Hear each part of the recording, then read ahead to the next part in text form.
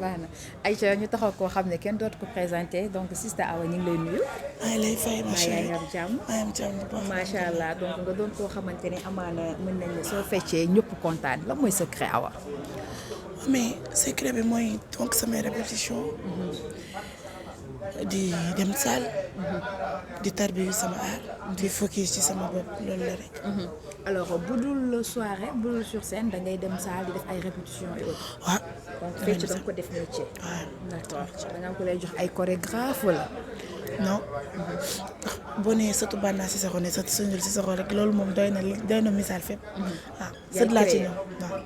alors heure boo nekkee sur scène gis nañ ne fecckat yi bari na mais punch bi ngay dégager ak habillement bi ngay andi accoutrement bi des fois nga andi ay lunettes bandiru des fois nga sol ay basket des fois nga def leneen jàpp boobu lan la inspiration sañse bi. déjà man j'aime sama style. style bi du dama ko créer léegi. sama style man dama yàgg solu solution. def casquette. def ay fermé. kenn sama style la. ma dem ba andi ko ci sama art. mooy loolu.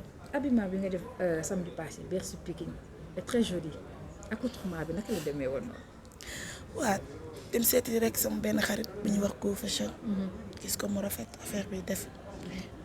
balage mu rafet ma boole ko ak sama eau def ay claquettes. déjà nee naa la samay style daf ma neex man j'aime bien samay style. mooy loolu.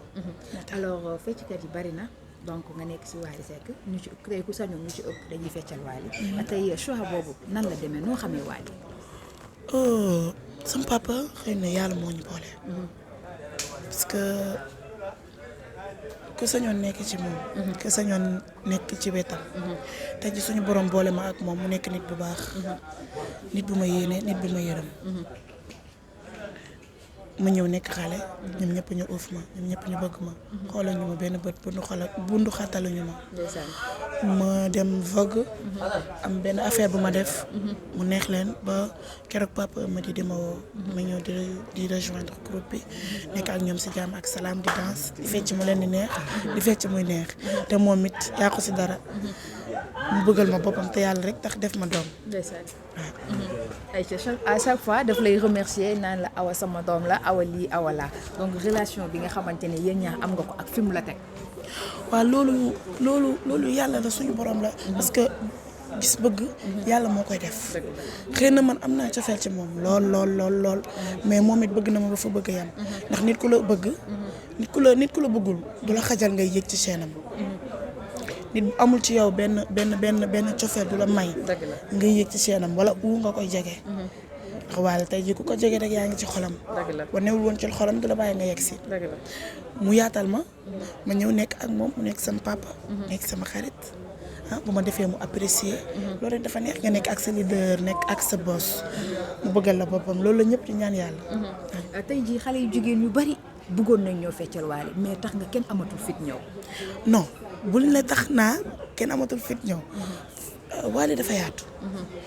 ku bëgg ñëw da ngay ñëw. mais ni nga koy dégager sur scène ndax xale yi mën nañ ko. amee mooy loolu. xale yi mën nañ lu ko raw. am na ñoo xam ne dañuy dem di ñëw waaw. ñoo xam ne dañuy ñëw di dem. waaw amee loolu du dara. moom mi ngi resté. moo tax ma ne ko luy secret bi. amul secret amul dara. gëm sama bopp la rek. focus ci sama bopp focus ci sama aar. gëm li may def ba pare bëgg ko te di ko tarbiyu du tarbiyu bi du léegi du sànq dama judd tarbiyu ko. ndax dama judd fekk sama yaay ci aar muy aaw yu Sundur. sama papa nekk ci aar di jouer kora. muy sët ci Sunjulu Cissokho di sët ci Banna Cissokho. di tarbiyu aar dama judd fekk suñu kër aar fekk sabar fekk jëmbe. fekk kora fekk balafon. yaa ngi dégg donc kon man dama tarbiyu sama aar.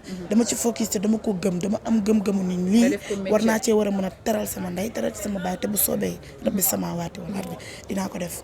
moo tax rek loolu la kese. gëm-gëm la rek la gis des fois ci beneen scène artiste. comme par exemple la fois passée gis nañ Ndeye Ndiaye Bandeya ñëw sa scène rejoindre la ngeen fecc mu neex macha allah vous êtes des sœurs lu tax Awa par exemple dem seenu Pape Diouf wala seen Sidi Diop wala keneen ak keneen. waaw damay dem du siis man damay dem. yéen a dul gis rek mais des fois damay dem baali damay dem des fois yéeg sentir yéeg ci morceau yéeg. waaw. Awa man gisaguma yéeg bi de. xëy na yaa gisagul mais maa ngi koy def. Maas nee na gisagu ko fenn. waaye moomoo des fois ma dem soirée ma war a yéeg carré laaj saat yéeg loolu kese la mu neex. mais loolu mu neex xaaral xaar mi yëngal. incha man digg allah bee may faj. noonu incha allah léegi rek du yàgg